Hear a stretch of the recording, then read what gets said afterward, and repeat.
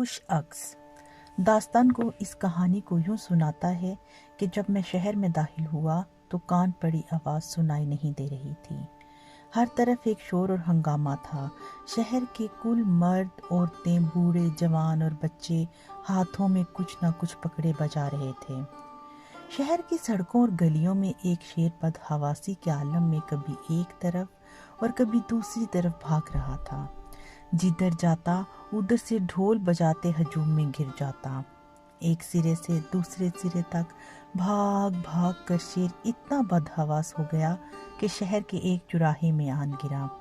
آوازوں کے برستے پتھروں سے بچنے کے لیے اس نے اپنا سر گھٹنوں میں دبا لیا، لیکن آوازیں مسلسل اس پر ٹوٹ رہی تھیں اور آہستہ آہستہ اس کے اندر اتر رہی تھیں۔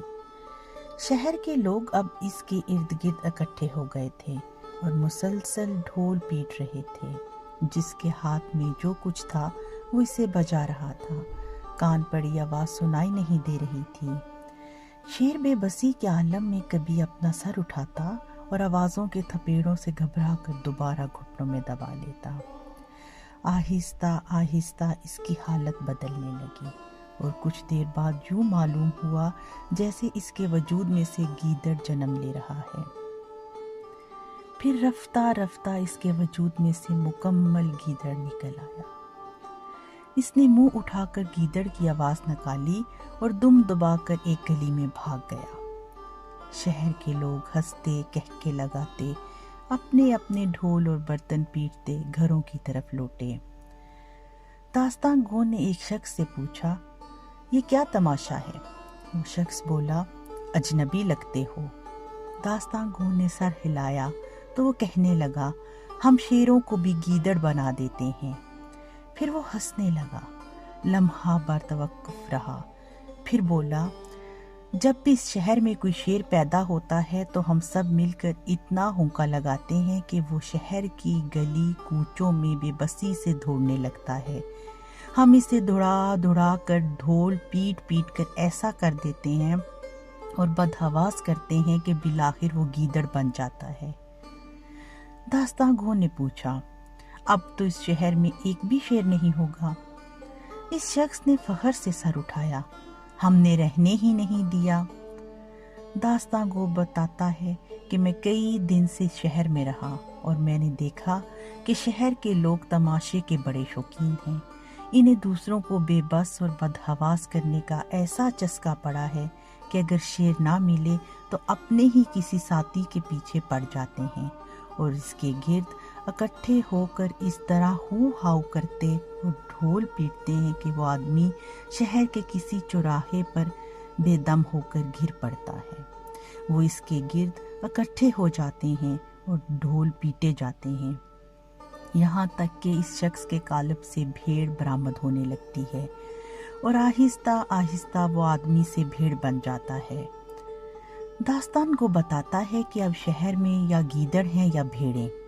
شہر کی اونچے مکانوں، سجے ریستورانوں اور پرہجوم دفاتر میں ہر طرف بھیڑیں ہی بھیڑیں یا گیدڑ ہی گیدڑ دکھائی دیتے ہیں۔ داستان کو جب کوئی سوال کرتا ہے تو وہ حیرت سے اسے دیکھتے ہیں اور پوچھتے ہیں کہ تو اجنبی تو نہیں، کیونکہ ہم تو سوال کرنے کی عادت ہی بھول بیٹھے ہیں اور انہیں برا لگتا ہے کہ یہ سوال کرنے والا ان کے درمیان کہاں سے آ گیا۔ ایک صبح انہوں نے داستان گو کو شہر بدر کرنے کا فیصلہ کر لیا کہ انہیں نہ کوئی داستان سننی تھی نہ سنانا تھی۔ داستان گو بتاتا ہے کہ شہر چھوڑنے سے پہلے میں نے شہر کی فصیل سے شہر پر آخری نظر ڈالی۔ ہر طرف ایک خاموشی تھی۔ بھیڑیں اور گیدڑ سر جھکائے اپنے روز کے کاموں میں مصروف تھے۔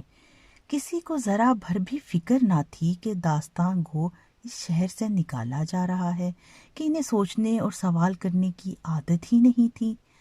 بس یہ آخری منظر تھا جو داستان گو نے شہر کی فصیل سے دیکھا۔ داستان گو چپ ہوا تو میں نے پوچھا، پھر کیا ہوا؟ وہ چند لمحے خاموش رہا، پھر بولا، میں وہاں سے چلا آیا اور ملک ملک در بدر کی خاک چھانتا پھرا، لیکن اس شہر کو کہ میرے دل میں بستا تھا بھول نہ سکا۔ جی چاہتا تھا کہ وہاں لوٹ جاؤں، لیکن شہر بدری کے حکم اور لوگوں کے خوف نے دل توڑ دیا تھا۔ داستان کو خاموش ہو گیا، پھر کہنے لگا، بعد ایک مدت کے میں دل کے ہاتھوں مجبور ہو گیا اور میں نے شہر لوٹنے کا ارادہ کر لیا۔ کوسوں کی مسافتیں سمیٹتا ایک صبح شہر کے دروازے پر جا پہنچا۔ کیا دیکھتا ہوں کہ دروازہ کھلا ہے اور دور دور تک کوئی پہرے دار دکھائی نہیں دیتا۔ حیرت زدہ ہوا کہ یا الہی یہ کیا ماجرا ہے۔ خیر قدرے پس و پیش کے ساتھ اندر داخل ہوا۔ یا حیرت، کیا دیکھتا ہوں کہ شہر کا شہر ویران پڑا ہے اور سڑکوں گلیوں میں دھول اڑ رہی ہے۔ الہی، یہ کیا قصہ ہے؟ شہر کے لوگ کسی نئے کھیل میں تو مشغول نہیں۔ کچھ ڈر بھی لگا کہ یہ شہر کے لوگوں کی کوئی نئی گھات نہ ہو۔ کیا معلوم شیروں کے بعد شہر کے آدمی گیدڑ بن چکے ہوں اور اب وہ اجنبیوں کو گیدڑ بناتے ہوں۔ کچھ جھجکا، پھر اللہ کا نام لے کر آگے بڑھا۔ بازار سنسان پڑے تھے، البتہ گلیوں اور سڑکوں پر جا بجا خون کے دھبے اور کٹے ہوئے چبائے ہوئے انسانی اعضاء دکھائی دیے۔ دل میں ڈر جاگا کہ ضرور کوئی اسرار ہے۔ ابھی اسی سوچ میں تھا کہ آگے بڑھوں یا لوٹ جاؤں کہ کسی کے کہرانے کی آواز آئی۔ چونک کر آواز کی سمت بڑھا تو دیکھا کہ ایک دھڑے کے نیچے ایک شخص جس کا آدھا دھڑ کوئی چبا گیا ہے پڑا کہراتا رہا۔ قریب جا کر پوچھا، اے شخص، یہ کیا ماجرا ہے؟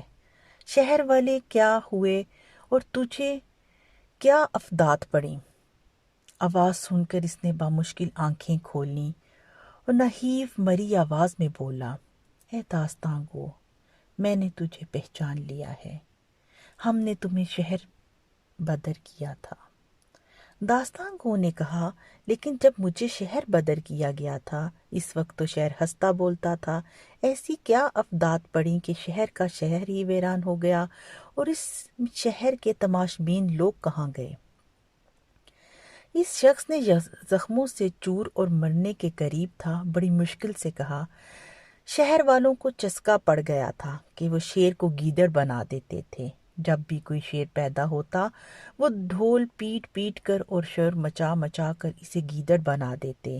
پھر انہوں نے ان آدمیوں سے جو ذرا سر اٹھا کر چلنا چاہتے تھے یہی سلوک کیا۔ پھر داستان گو نے سوال کیا، پھر یہ کہ شیر تو سارے ایک ایک کر کے ختم ہو گئے، لیکن شہر والوں کے مسلسل شور اور ڈھول پیٹنے سے آس پاس کے گیدڑ شیر بن گئے اور ایک دن وہ شہر پر ٹوٹ پڑے۔ شہر والوں نے ان کے ساتھ بھی وہی سلوک کیا اور انہیں دیکھ کر ڈھول پیٹتے باجے بجاتے ان کے گرد اکٹھے ہو گئے۔ لیکن کیا؟ یہ کہ جوں جوں شور بڑھتا گیا اور ڈھول باجوں کی آوازیں تیز ہوتی گئیں، گیدڑوں کی آنکھیں سرخ ہونے لگیں، ان کا جوش بڑھتا گیا، اور ایک لمحہ وہ آیا کہ وہ شیروں کی طرح دھاڑے مارتے ہوئے لوگوں پر ٹوٹ پڑے۔ داستان کو چپ ہو گیا۔ بہت دیر خاموشی رہی، پھر داستان گو مجھ سے پوچھا، تمہیں کیا ہوا؟ تم کیوں اتنے چپ ہو؟ میں نے کہا، شہر والے مجھے بھی شہر بدر کر رہے ہیں۔ داستان گو کچھ نہیں بولا۔ ہم دونوں خاموشی سے ایک دوسرے کو دیکھتے رہے کہ مقدر کے لکھے کو تو شاید ٹالا جا سکتا ہے، لیکن اپنے کیے کو ٹالنا ممکن